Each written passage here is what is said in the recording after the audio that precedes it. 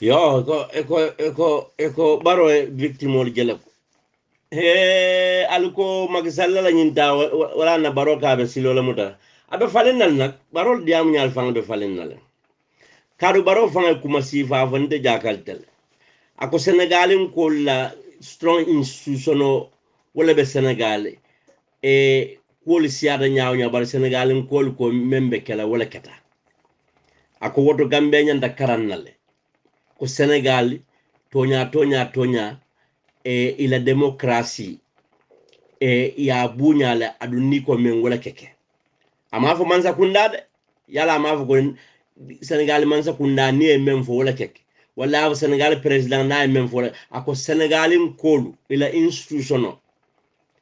ako ni e men fo wala keke ako gambe nyanda karannal so bi atayta victimol jibe anana mammelu je bawo no go njaawa ka moto la ka faka fo ko la modo la fata e baro ne membe kering senegal de inolde den na kuriya la koteke ibe inimel be kuriya kan foni nane fande nen jena bisaw tema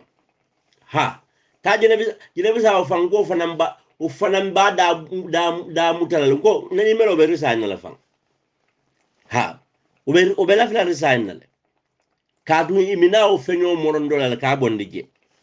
majority tabulu molu man la fala ay parliament dissolve ada mambasiri wodulato makisalla sojarol diala abebe panna ali balu nal membe kering